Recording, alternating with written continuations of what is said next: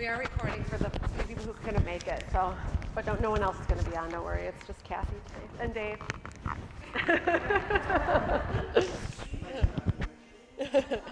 Oh, and Katie and Amy, actually. All right. Okay, we're going to get started because we have 2 hours tonight and lots to go over. Welcome, everybody. This is so exciting to see everyone's faces. Normally we would go around and do a share, but we're so limited on time that we're not going to do that because we all know that can take some time.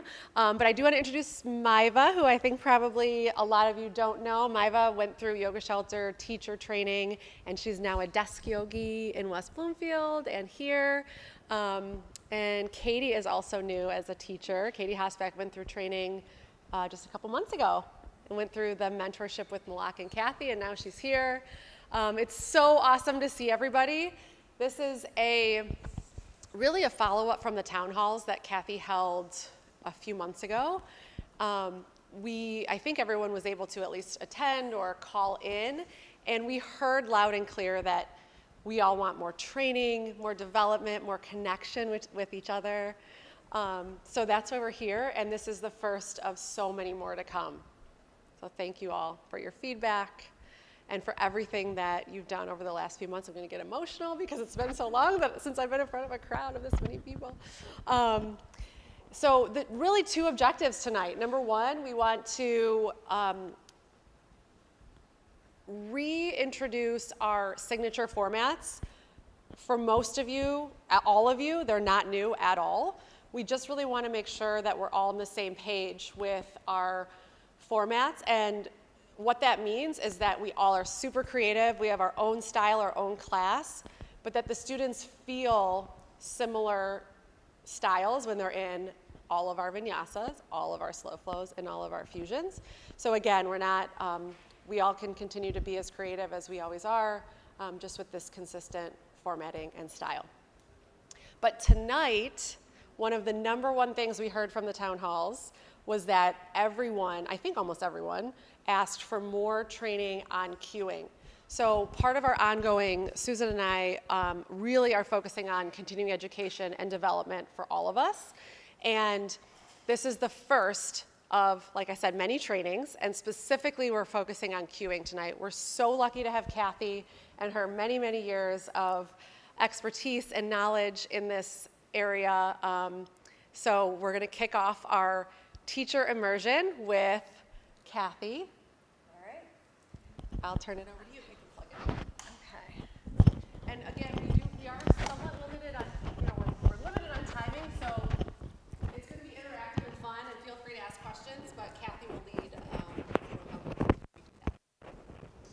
that. Okay. Kathy will figure out how to put on her microphone. Katie will dress Kathy. This is weird. Here, let's put it on this side. Okay, cool. I'm not going to go down your pants. All right. So. Yeah. It's on. Yeah. It should be. Okay, cool. All right, so welcome. Thanks for being here. Thanks for having me. And I want to start by just acknowledging, how cool is this? There's so much knowledge and skill and experience in this space. Hi, come on in, Paige. And so we're here to share that and to learn from it. And I also want to remind us, what is the primary focus of yoga? I mean, beyond all the gazillion reasons why people show up for a class, it's really to calm the mind, to calm the heart, to calm the nervous system. And so whatever else we do, we seek to do that. And we're going to start with a short practice because we don't want to take too much time, but we are yogis, and so we want to come into the space and breathe and share that together. So I'm going to invite you all to stay seated comfortably if that works for you. And initially simply come into your breath.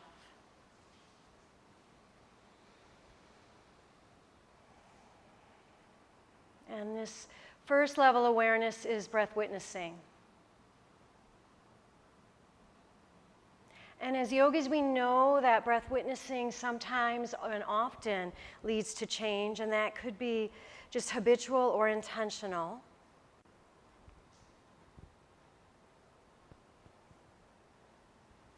So now move into a nostril breath, if available.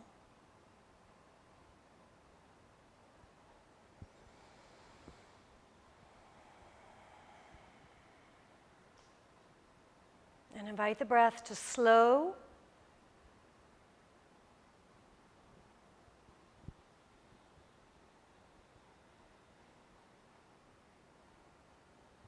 witnessing nostril breathing, slowing can lead to deepening. Allow it without requiring or forcing.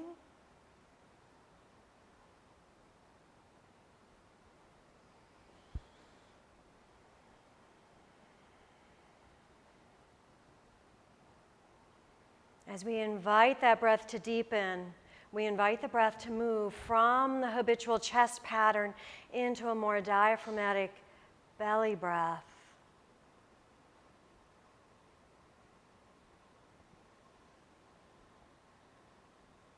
And see if you can notice your belly expanding on the inhale.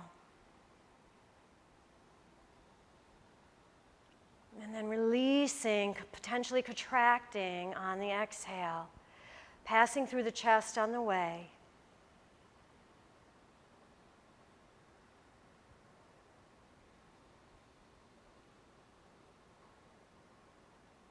You might explore a deliberate breath where you inhale, feel full, a brief pause to notice, and then a little additional inhale just to see if there's more room. And then release the breath out.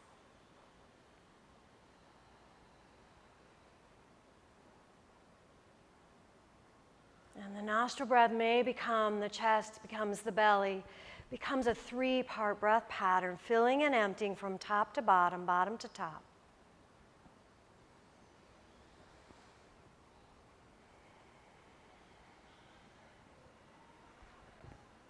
Take a big breath in through the nose, sigh it out through an open mouth.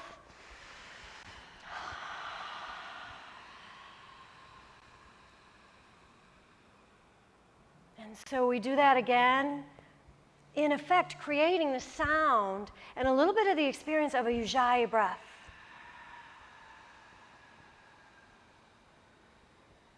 And now we close the mouth and revert back to the nostril breathing, potentially closing the back of the throat just a little bit, and cultivate that Ujjayi breath pattern. The throat is a little constricted. The breath is in and out through the nose, nostril breathing, even breathing in and out.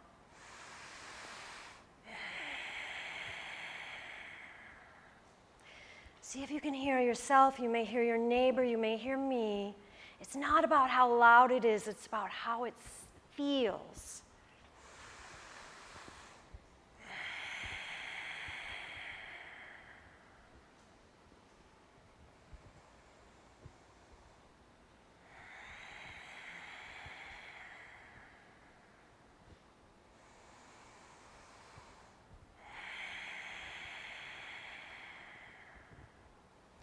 Often described ocean breath, oceanic breath, Darth Vader breath.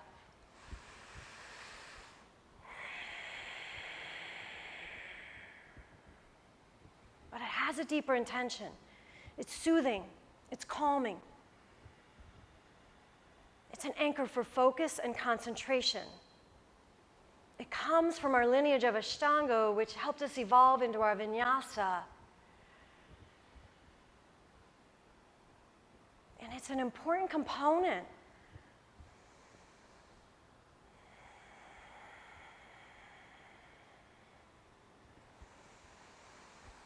If you feel like your throat is overdried, if you feel like you're straining, if you feel like you're forcing, you're simply working too hard.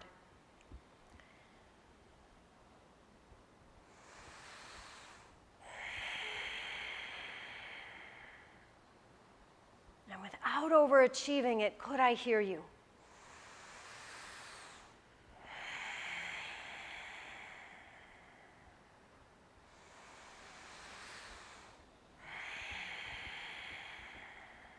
we fill the space with our waves of breath.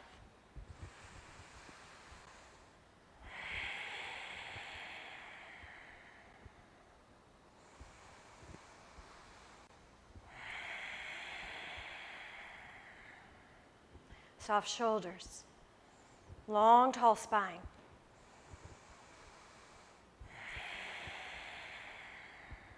Soft eyes, soft jaw.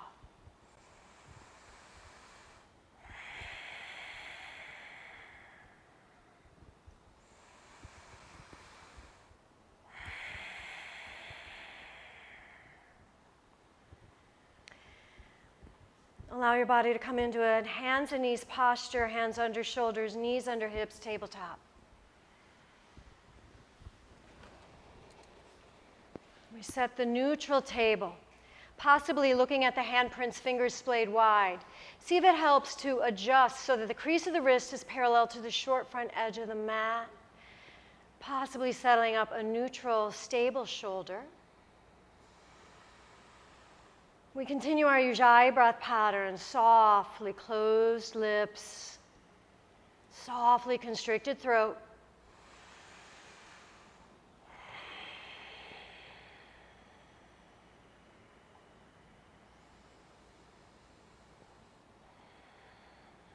Allow the hips to sink back to the heels. Possibly the knees go wide. Relax and melt the heart and the head down. A child pose. A metaphorical and potentially an intentional surrender. A commitment to yourself, to here, to now.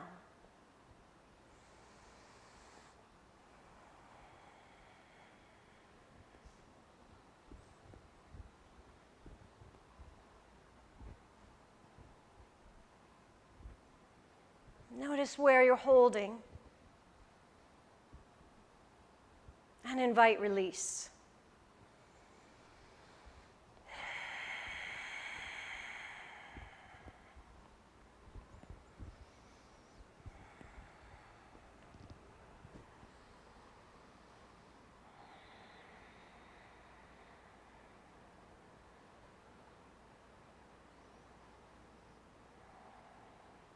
Yoga's Chitta Vritti Nirodha, the second sutra. We seek to still, to smooth the fluctuations, the waves, vrittis of the mind. Use your breath.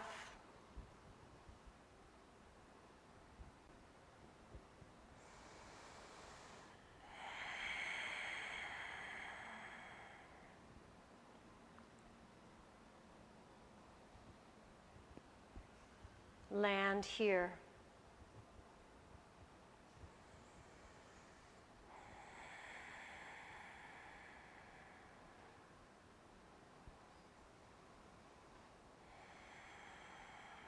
The focus is now.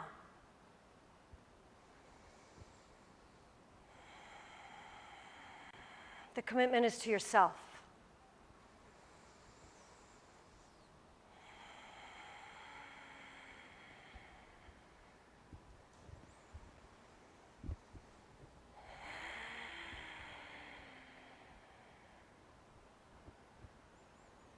Be here now. Each word, separate, paired, trioed, essentially it means the same thing. Here. Now. Take a big breath in, sigh it out through an open mouth, let go. Feel and hear what it is to let go. Lift the hips away from the heels. Move the shoulders over the palms as they connect to the earth. Once again, table.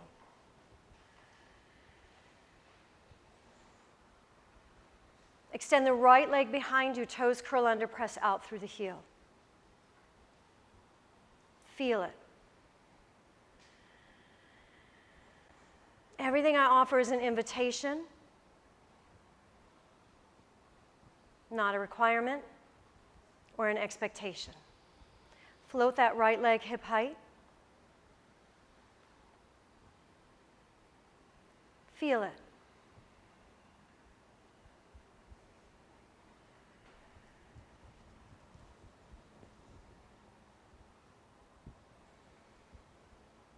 Possibly the Ujjayi breath.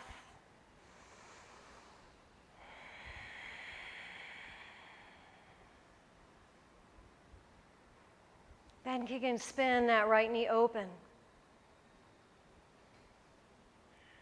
Potentially stacking the hips. And yet the heart faces the mat.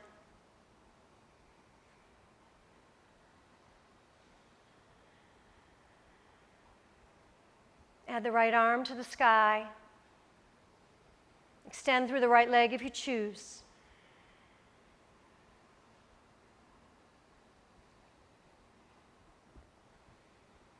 Gaze at the sky.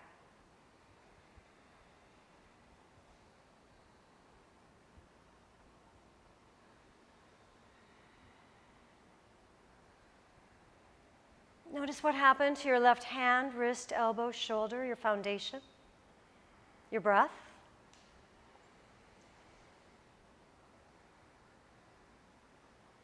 Be here now. Sometimes the body waves just like the mind.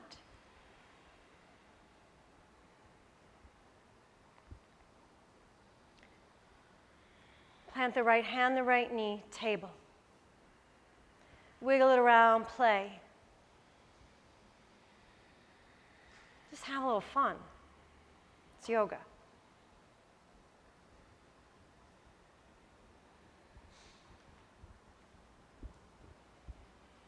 Take a big breath inside out. That's it. Ujjayi breath now. Close the mouth. Breathe in and out through the nose. Close off the throat a little bit. Left leg extends behind you. Toes curl under. Press out through the heel.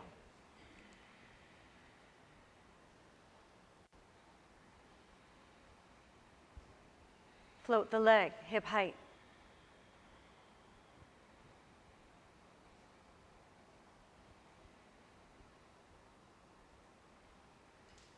The foundation are the hands, the wrists, the elbows, of course the center, the trunk, your breath.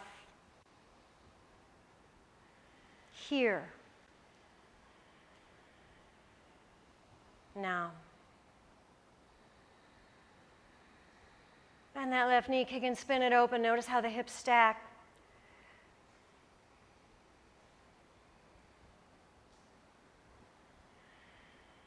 If you'd like to feel less supported in your posture, extend your left arm into the sky.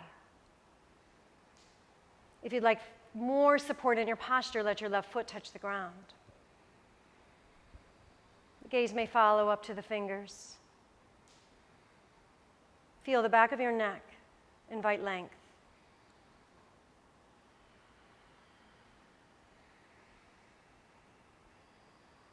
Play.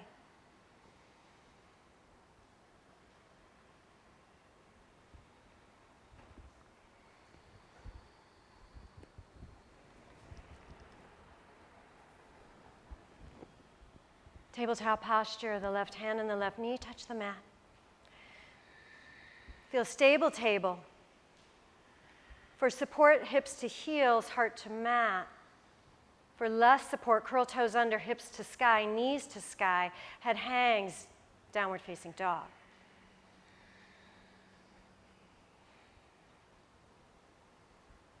If the back says, help me, bend the knees a little.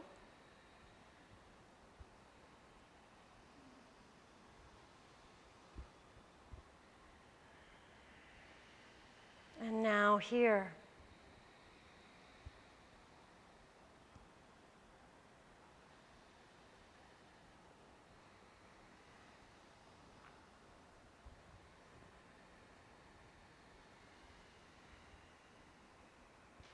If the shoulders feel a lot, invite the legs and the arms to get longer, to feel strength.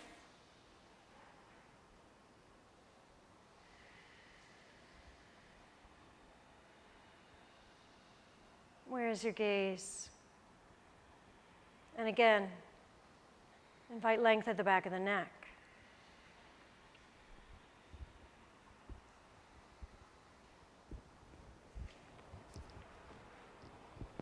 Lift the right leg high, point. Bend, kick, and spin open. Feel the hips stack. Bring the right knee into the belly. Extend the right leg again. And plant the foot. Down dog. Bend the left knee a smidge. Roll the heart to the right. Right arm to the sky, gaze follows. And feel the shoulders stack.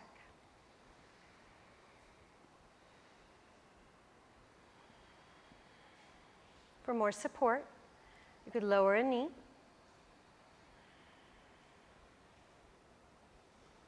Downward facing dog. Big breath inside out. Recommit. Ujjayi breath. Be here now. Lift left leg high, point. Bend, kick, spin, open, stack.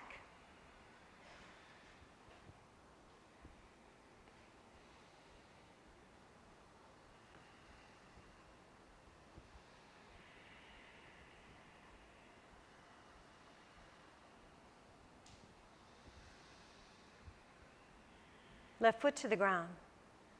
Soften right knee. Roll the heart to the left, left arm to the sky, gaze follows.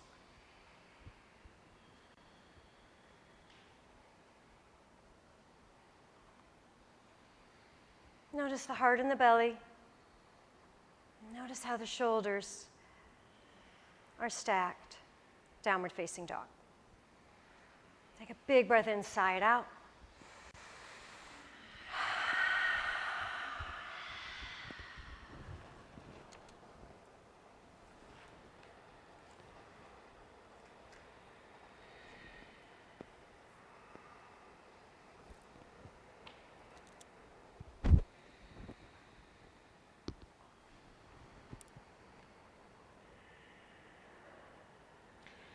Reach the right leg high.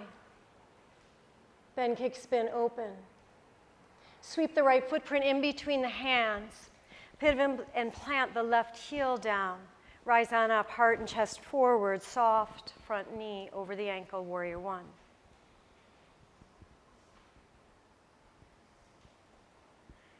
Quarter turn circle to the right, arms open into T, warrior two. Back foot might pivot toward the long edge of the mat. Gazes forward. Feel.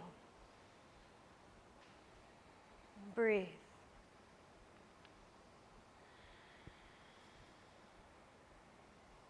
Straighten right leg, sliding femur back, sliding glutes back. Hinge sideways, dropping right arm, lifting left, heart and chest. Belly, face the air, not the earth. Gaze may follow the fingers to the sky. Triangle.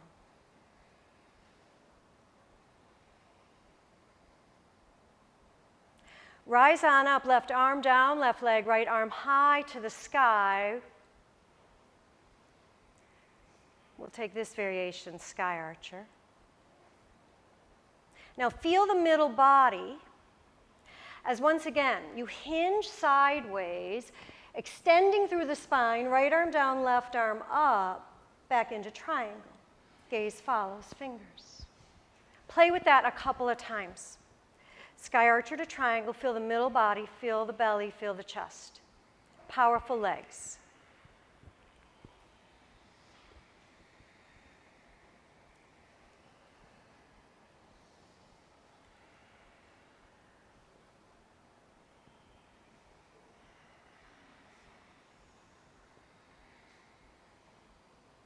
Feel your strength and your softness.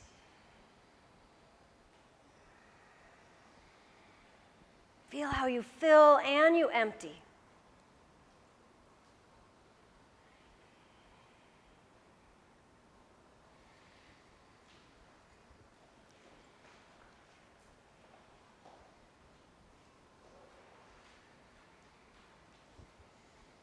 The next time that you're in your triangle pose, rotate the heart over the front left leg, pivot the feet to face forward, and let the upper body lengthen over the lower body, pyramid pose.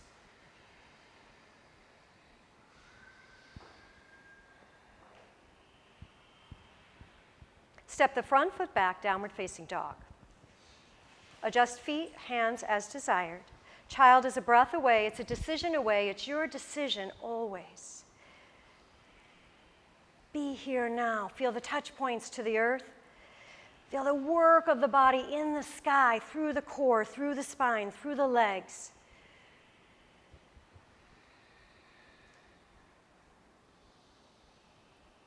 Left leg high to the sky. Then kick, spin, open. Left foot in between the hands. Left knee over the ankle. Back foot pivots and plants, rise on up. Heart and chest face forward, belly forward, arms to the sky. Warrior one.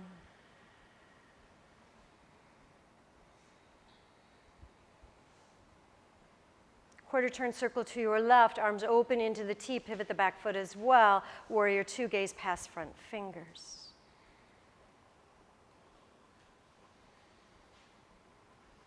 Soften in order to strengthen.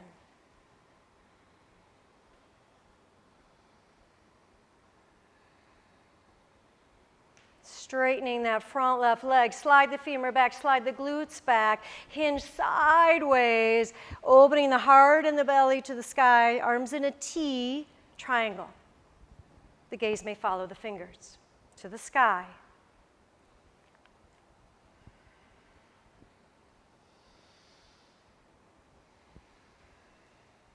Feel and breathe.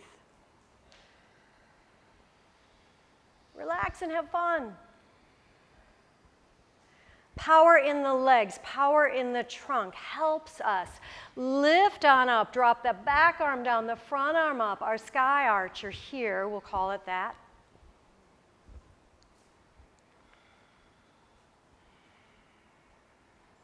And then once again, hinging sideways, opening heart and belly to the sky, arms tee out, triangle. Play back and forth. Feel how the body moves laterally.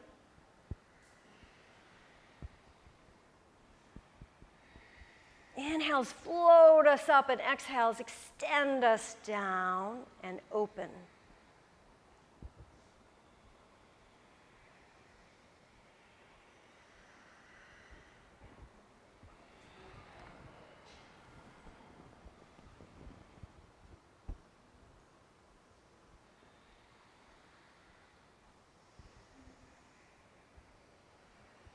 Notice the stacked shoulders and hips. We were here before in our knee down side planks.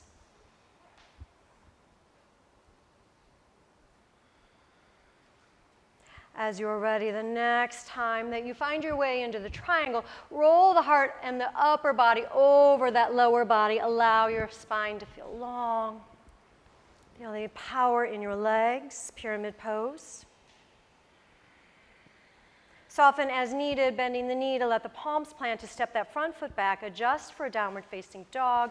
When you feel like it, lower the knees, possibly widen them, hips to the heels, heart and head toward the mat, child. There's strength in letting go. Be here now. Breathe. Let your breath reinforce the value of receiving and releasing.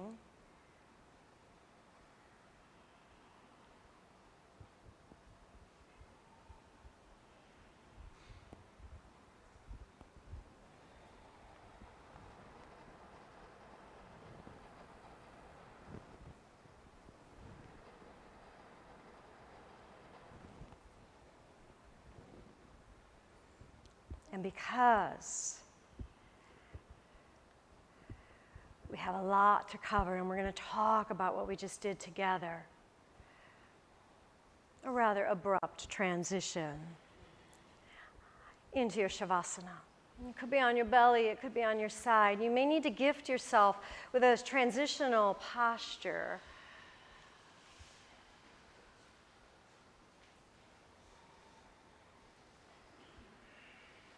Rest. Rest here, rest now. Be. Breathe and let go.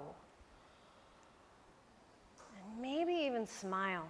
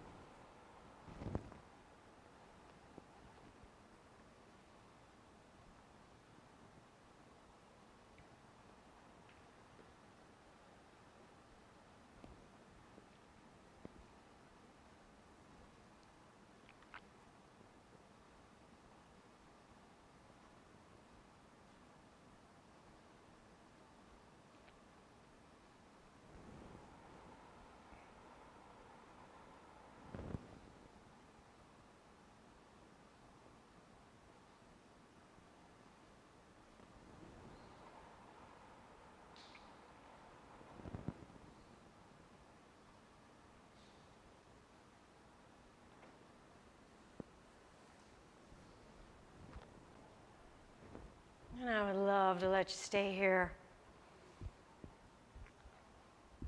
But I am going to ask you to gently move and breathe your way through to seated. Take time.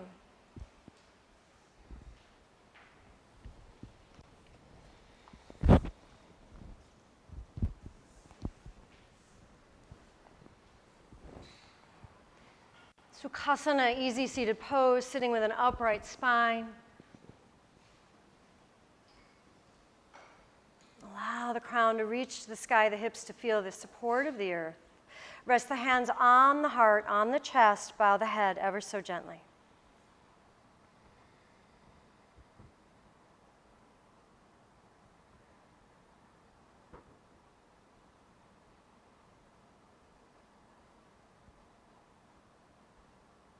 Continual support, body is breathing, heart is beating for you. Take a big breath in, let it go.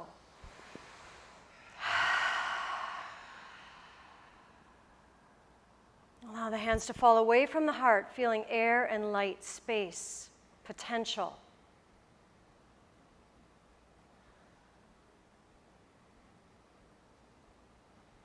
Allow the palms to find each other, connection.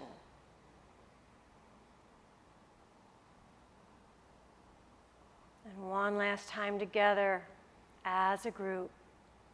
Draw your breath in and release it out.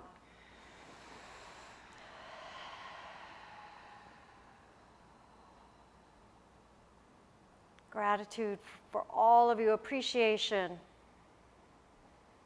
Namaste.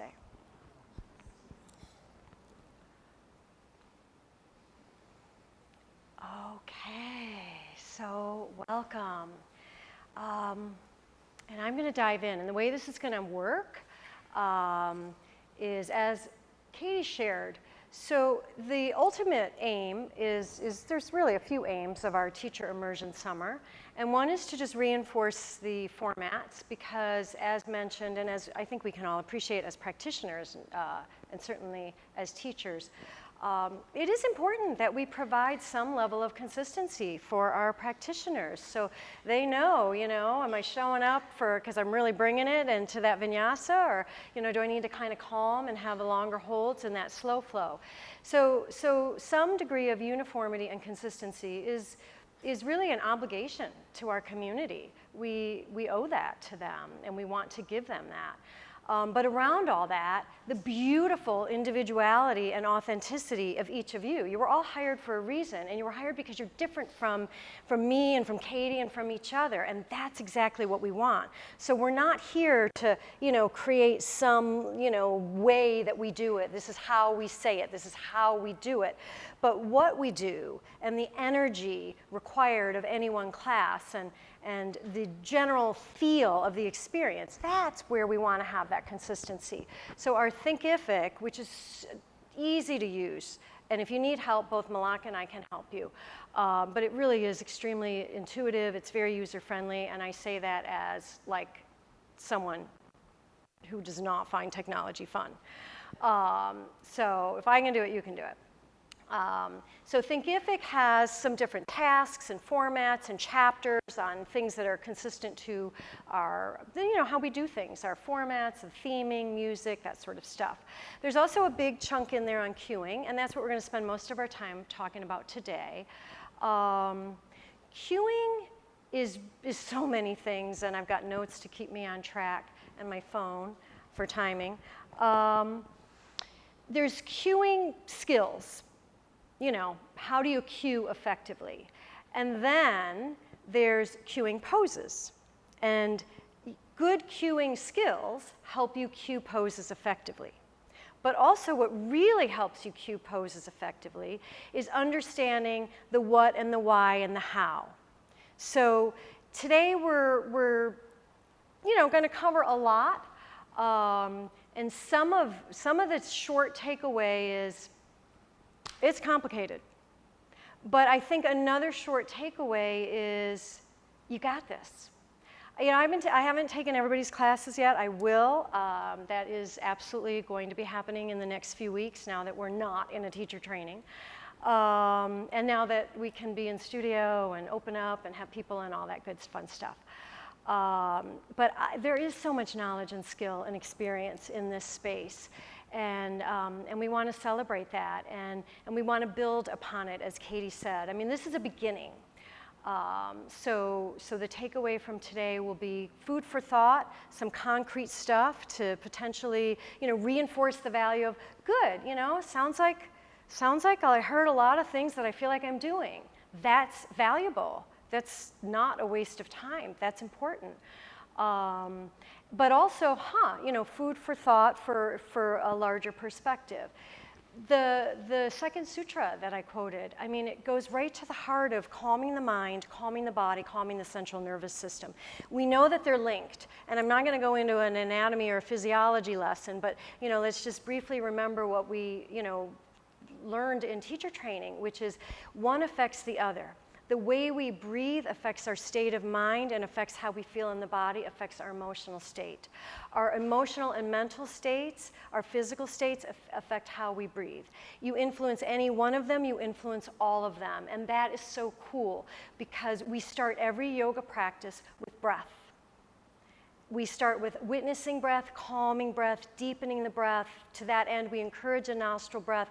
Ujjayi breath was not necessarily easy or necessarily beneficial in a masked situation. That might have been tricky, but we're not masked now.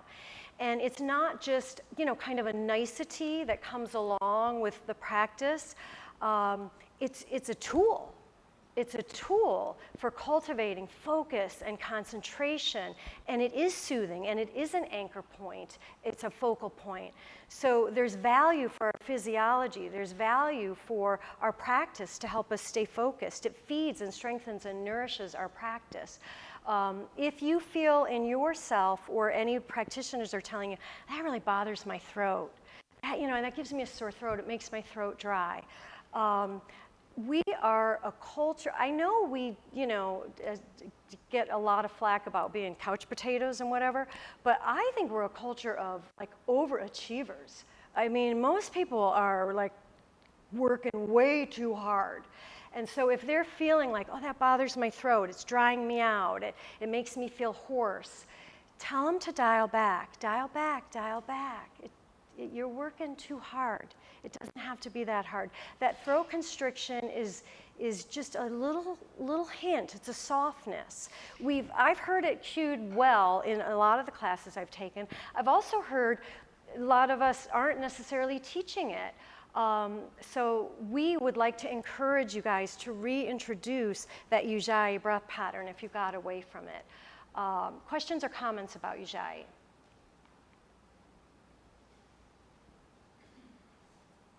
Anybody just think we shouldn't be teaching it? Do you cue Ujjayi for slow flow? Okay, great question, Tina. I mean, it's, so the lineage, right? Ashtanga, Ujjayi. Vinyasa, Ujjayi. Fusion, or Vinyasa slow flow format, Ujjayi. Slow flow. There's nothing wrong with cueing it. I think it's awesome in slow flow.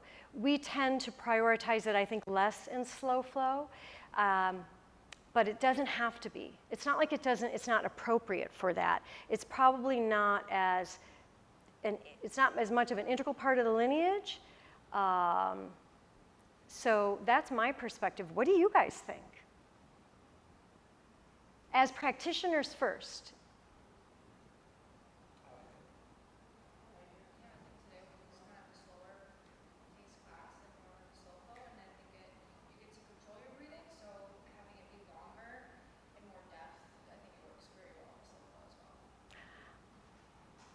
I think slow flow is a great way to practice your skill at Ujjayi.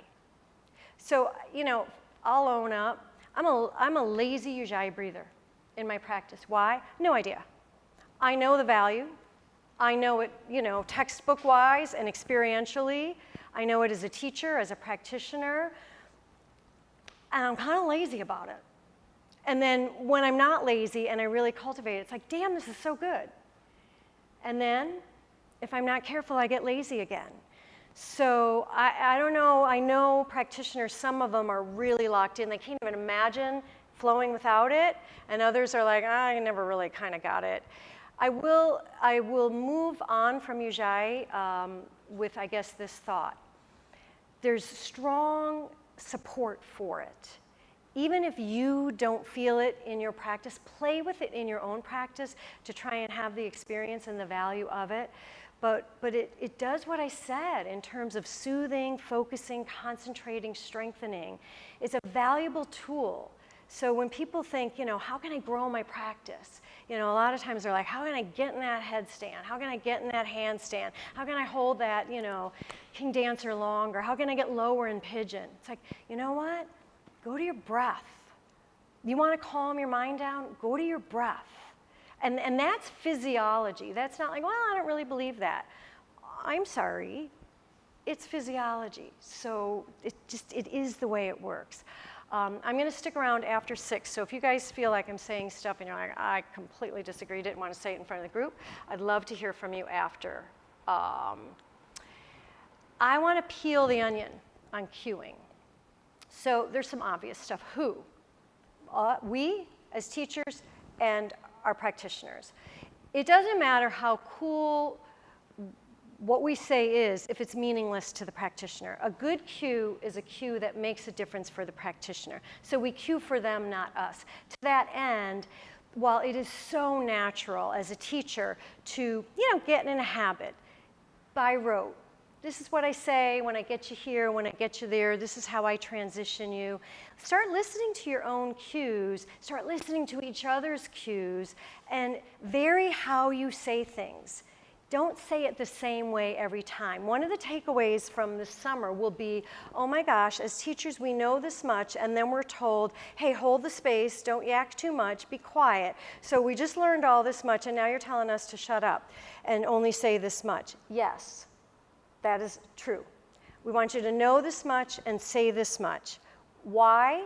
So that we don't intrude and just get all over their practice. And also, because when you vary your cues, you can know this much and say 2 things this time and another thing next time. And something different the next thing, even within the class. Look at how cool our formats are. Our formats were very, very thoughtfully designed, and as one of the people that had influence in creating them, without arrogance, I say they're extremely intelligently designed. So there's a reason why we hold that first time through, and that could grow. We could all grow that. We're in such a rush to get it through. A lot of us could grow holding that first time through. Muscle memory. It's challenging mentally. People come in, they're like, I'm on my mat, and I'm here, especially in vinyasa, because those of us that love vinyasa are like, get it going. Shut up and crank up the music. I want to sweat it out. And then it's like, do, here we are. Yes. I want to move. I know. Breathe. So these postures, holding them that first time through, gives us a chance to say a little more, not a lot, because we want to be quiet and let them have their experience.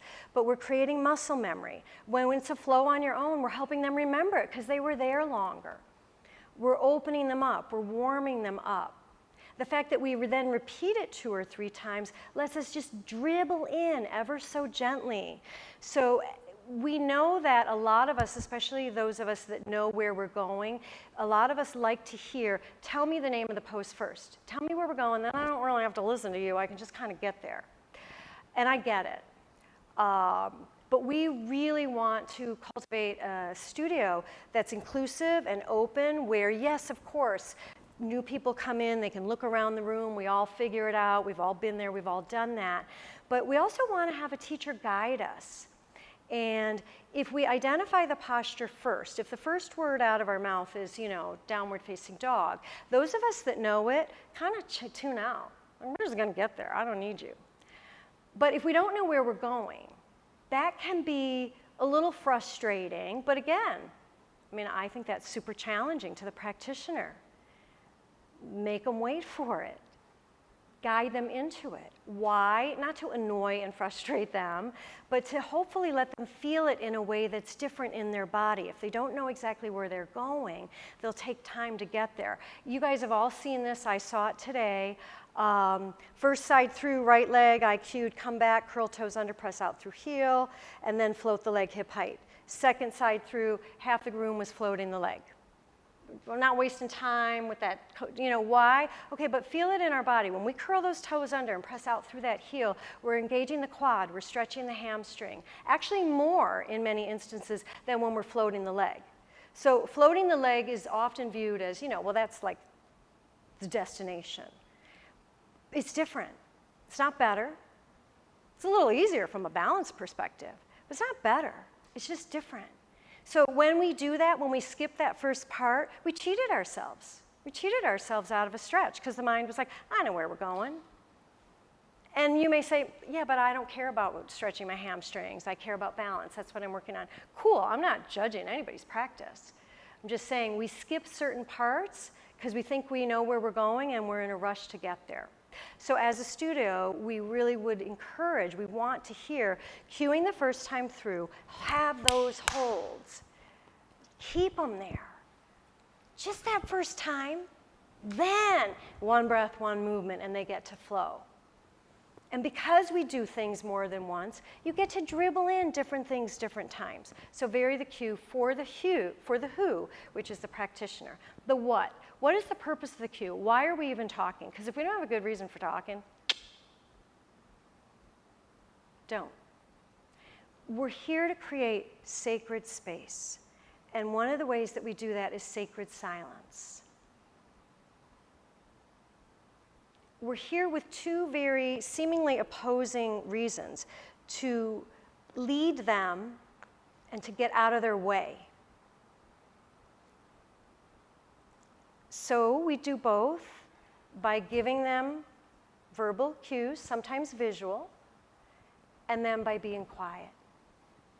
So we want to lead them, but we also want to stay out of their way. And that's why we want to hold the space. For some people, this might be the one part of the day where they don't have to factor in anybody else's needs. It's the one part of the day where they're not on a team, where they're not responsible for somebody else's well-being. So just, we want to show up and basically kind of be alongside and then back up and be quiet. So why? Why are we speaking? When? When do we speak and when are we quiet? There is a time to cue and there's a time to be still. How do you know? Look at the room. Look at the room. What do you need to say? Look at the room. If everybody's already there, you don't need to say pivot and plant. If people are confused, then you clarify.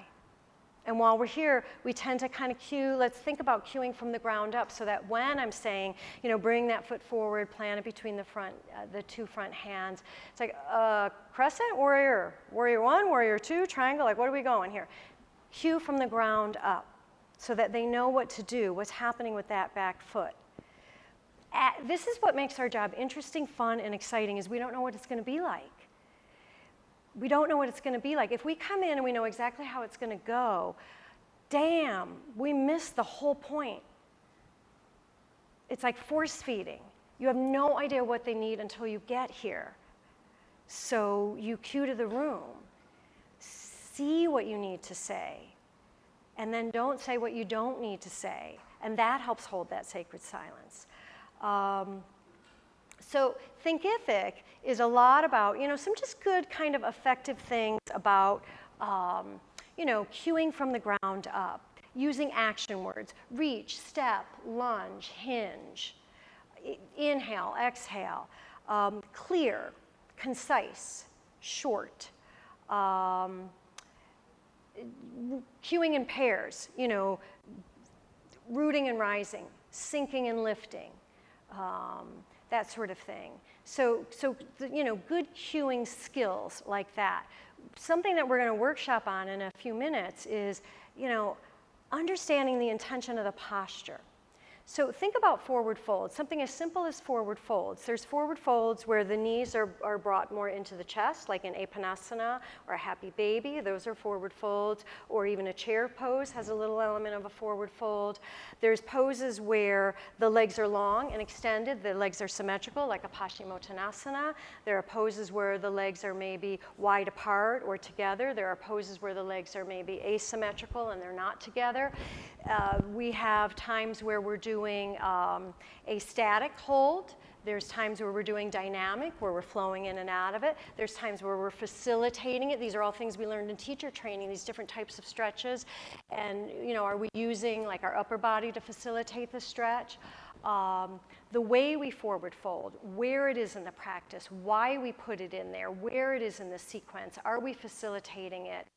All of those things affect your cueing because they affect your intention.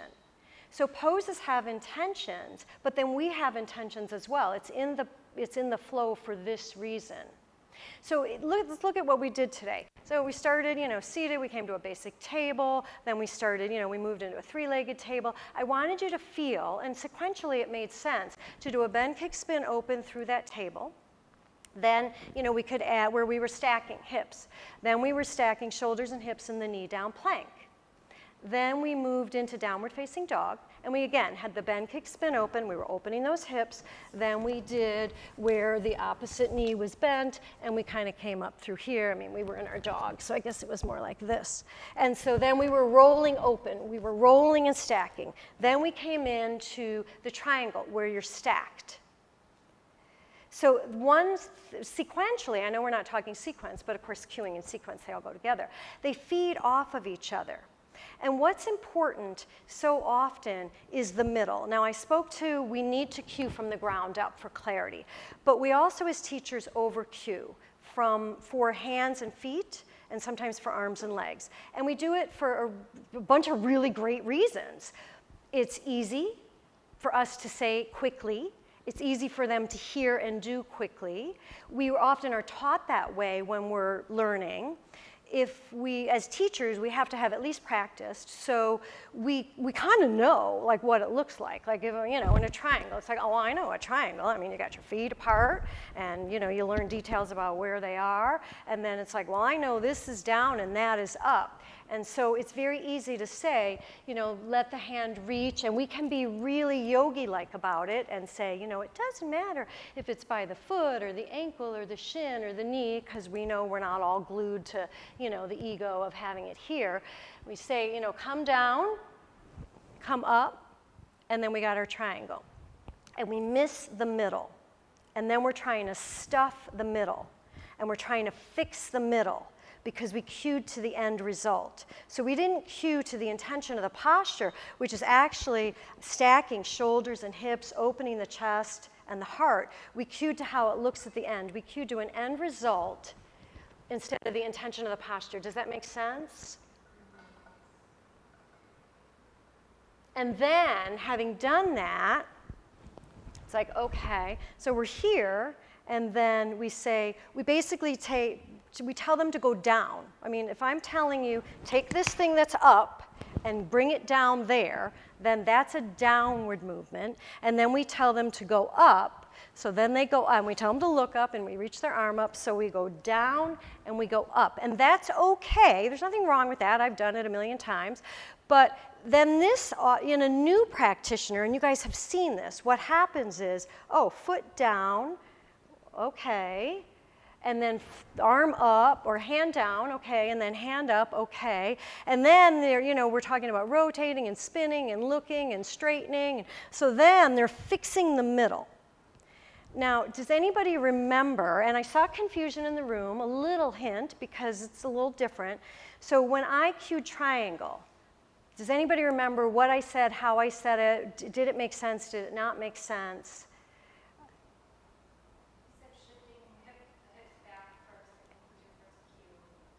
Yeah. Yeah, so we do these all day long, right? We do these lateral stretches. Triangle is a lateral stretch. It's a lateral stretch. We're hinging, and these guys get to move. So they go back as we come forward, we get long. And then, yes, because all this happened, then we're here. And so, yes, the hands will go down and up. And, in a warmed up body, they're going to go a little lower. In a not warmed up body, they're going to go a little higher. So I know we can't say all that stuff all the time, and we don't have to. But this is the knowing, and then there's the saying. And a lot of times when we're learning, we want to get to the end result. And we don't have a lot of sophisticated knowledge about the middle, so we speak to the ends. And that's okay. It's not bad to do that, but we don't want to get stuck where it's like, well, that's all I got. And we don't, because then that makes it boring. Then we don't know how to vary our cues because we don't really know what we're doing and saying. And also, we can't help when someone says, I feel like I'm just not open. I feel like it's the same triangle it was last year, and I would like for it to be different. And they show us, and we want to try and help them, or if we can ever adjust people again, we won't have to figure out what can I give you verbally or physically that will help you open and stretch. So there's cueing skills, just how do you be clear and concise and effective. And then there's understanding the intention of the posture, and not just, triangle doesn't always have the same intention. A forward fold doesn't always have the same intention. And flipping gears here in the forward fold, like a forward fold might primarily be to let the spine hang, to let the mind calm, to feel that stretch through the thoracic and cervical spine, through the shoulders and the neck. It might be to create an extension through the lumbar spine. So forward folds have different reasons. And again, going back to, are we holding that stretch? Are we facilitating it? Or are we not? So this is the sort of stuff that initially is like, it's a lot. And it's, it's either like, no, it's not that much. Like you get it because you're familiar with this. Or it seems like a lot because you're not familiar. But it's what makes our job, I think, so interesting. And it, I think, makes us effective when someone says, help me. Because instead of, oh, why don't you just try this? Understanding really what's happening in the pose enables us to speak to that. What often happens too is we cue direction, like down and up. We do that in our cobras. We talk about, coming up, in up dog, coming up. But really, the intention is length. Up is just a result of length. You come forward, you bring the heart and the chest forward, and because of that, you come up. So up is an end result, not an intention. Does that make sense? Same thing in the forward fold. Down, like if we cue, bring your heart, bring your nose, bring your head. Doesn't matter if you're at the nose or the shins or the knees or whatever. If we cue down, people are good listeners.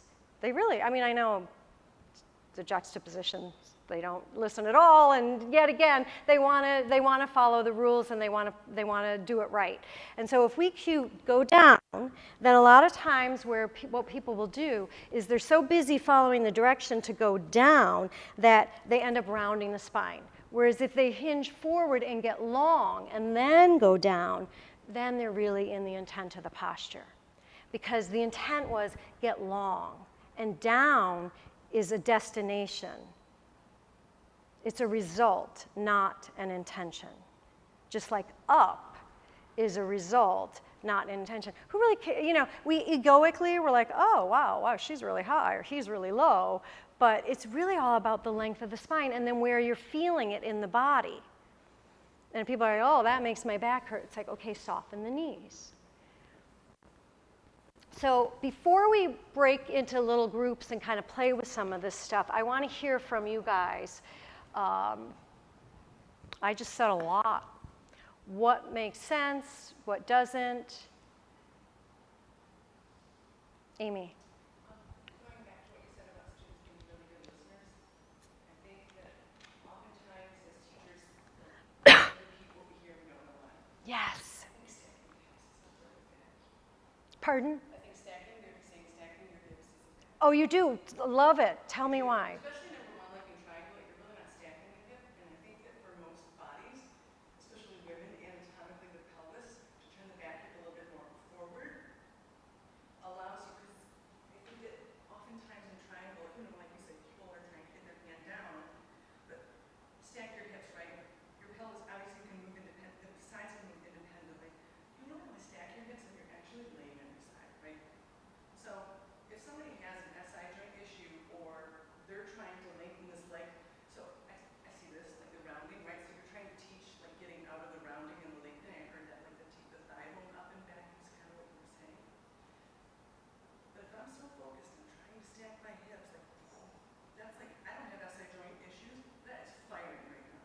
But if I take this forward, I can like lengthen more. I think stacking the hips is something that has been like said for eons, and I don't think it's like You know what? I'm so glad you said that. I really am. And because it rather than, you know, speaking specifically to that, because I mean we could like get way off track and just now we're talking about stacking the hips and triangle. But it speaks to semantics and it speaks to understanding. And so we all learn differently. We hear information and remember information differently. You know, we're visual learners or audio learners. Most of us learn best by talking and doing, not by listening and hearing. But ultimately what it comes down to is cueing people to feel in their body what is happening so that they can make those adjustments so that they're not pulling into that SI joint or so that they're not locking into a danger area in their body. And I think I guess one of the takeaways for me is saying things only one way, you're going to miss half the room. Because for some people, that cue will make sense. It's like shoulders down the back. Teachers have lots of arguments about, well, the shoulders don't really go down the back when you reach the arms up because they come up. And okay, that is true. But it's also true that we don't want people like this. And that and the shoulders are very mobile. They're the most mobile space in the body, way more mobile than the hips. So if we vary our cues and we say things in different ways, then I think in the end we create the intention that we want by sharing information and by dripping it in. Whereas if we always say it one way, then what makes sense to one person? Because the reason I don't know, but I think the reason why stacking the hips or stacking the shoulders became common is because it's like, okay, if to get into the nitty gritty, because you have a lot of knowledge, so you understand the intricacies of where the problem is. But for a lot of people, it's the refined version. It's like the next level version of, okay, it's maybe, I would argue, a little more informative than hand here, hand down, hand up, but it's still doesn't necessarily get to the heart of the matter, but it's giving people more direction for what's happening at the hips and at least bringing their attention to that area when so often in triangle it's not. So often their focus is hand low, hand high, and they're not even in the middle of the body. So people will respond differently, and people will say, that doesn't work for me, or I don't like that, or that doesn't make sense. And that's exactly why we want to say it more than one way. Does that part make sense? Other thoughts? I have something I'd like to share.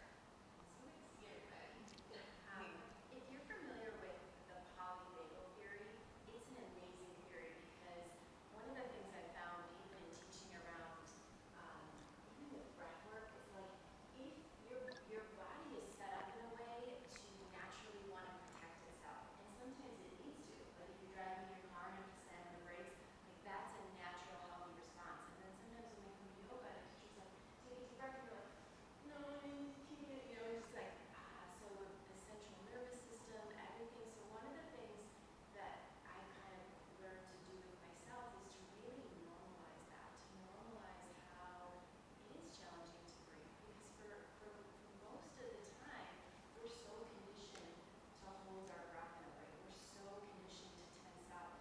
We're so conditioned to be more and do better. So I often think about inviting as opposed to like, to breathe. Like even if people's breath is really shallow, it's just such a huge piece of the practice, I think, because sometimes we can go in where we really want to serve, and I know for me, if like I've got a lot of stuff going on and I really want someone to get something or understand something, I can really try to drive that home with them, get that, like whether it's a theme or a message, and just to step back for a second and notice like what's going on with my central nervous system, because it's natural, it wants to fight, flight, freeze, so on, and if we can normalize that a bit, if we can say, and even with the brain and the cognition, I'm a long-time meditator and I hate meditating because everything comes up when I meditate. It's not peaceful. No way. I'm dealing with, it's like sitting in a phone booth with like my worst nightmare, and all these thoughts are coming and I have to be with them. So how to be in compassion with that. But the polyvagal nervous system and Stephen Forgrave, he specializes, it's amazing. Like it will It's right. If you're someone who loves to learn about the physiology of the body and to understand the central nervous system functioning, vagal function, then that is polyvagal, super cool. Check it out.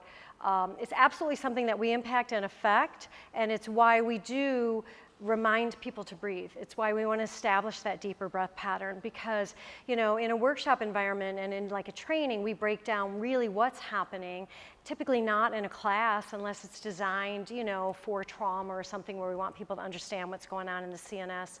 But this again speaks to, it's helpful for us if we know that, so that then we can say what they need to hear. And if we know that and we truly understand it, then we can say it in different ways that will help them. Because stack the hips, maybe like hate that cue, but slide the hips back or lunge forward or sideways or whatever. When you say things different way, that's when you hit more people. If you say things only the way that they make sense to you or the way you understand the body, then you're only going to hit some of the room. That's, not everybody hears things the same way, and everybody feels differently. Everybody is different, and everybody learns differently. And one of the things that we're doing is, there's remembering, and then there's understanding, and this is in terms of learning. Like, first we remember, we all did that. Like, I don't know what it is, but I memorized it, and I'm hoping they just make us write it down on the test. So there's remembering. Then there's understanding. Then there's applying. Then there's, kind of analyzing. And then there's evaluating and creating. That's the way we learn. So what I'm doing with you guys right now is a lot of analyzing. And so it's a middle level skill for understanding. Again, in Thinkific, there's some really good tips for, clear and concise and that sort of stuff. But today I wanted to broach this concept of like, let's analyze the postures and understand, like we all know, sometimes, you start someone in a pigeon pose in a practice and they know and we know that ain't gonna be the 50-minute in pigeon. And so you're going to have to adapt and modify and all this kind of stuff. And that's okay, because you're going to give them a different experience. So we want to play around and keep it fresh and creative and different. So what I'd like to do now is just, I don't know how many people we've got, but Malak, I'm going to keep you out of this, but we're going to go Charlotte, Tina, Hannah. Okay, cool. So starting with Dave, we're going to do 2, 2, 2, 2, 2, 2, 2. Cool. You guys are paired up. Get on the mat. Take turns. Did I miss somebody? Oh, I can't count. Oh, Katie. Okay, yeah. Yeah. So 2, 2, 2, 2, 2. Yeah, right. Yeah, thank you. Okay, so you guys, I'm going to get loud because I'm going to kind of keep us on track, so my voice is going to get loud.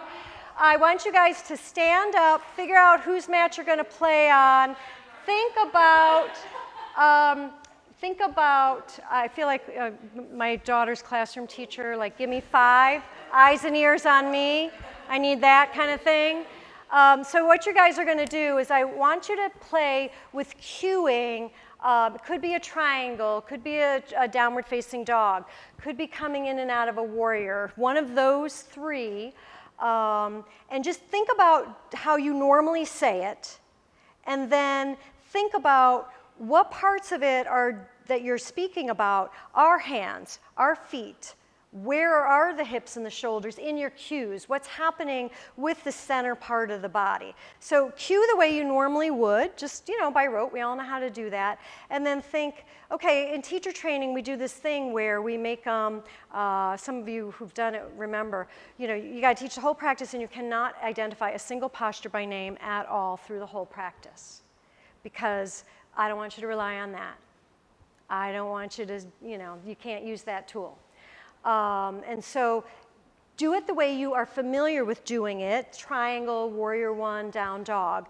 And then if you can't identify it by name and they don't know it, think about how you would say it and cue to the middle part of the body. We're going to do this for 5 minutes. So in a couple minutes, you'll hear me screech loudly over everyone to say switch. So you and your partner quickly decide who's going to be the practitioner, who's going to be the teacher. This is 2 seconds, not a dialogue. Practice. I'll let you know when you switch.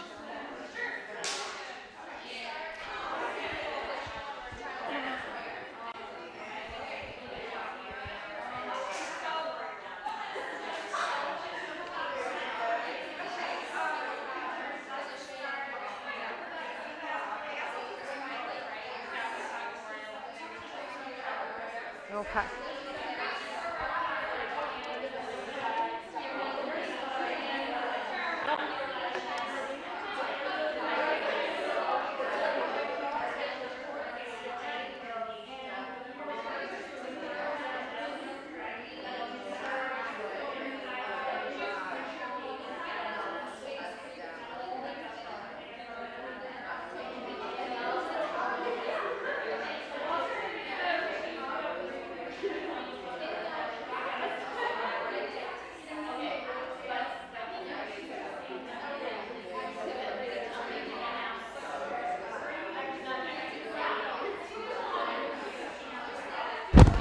Whoa.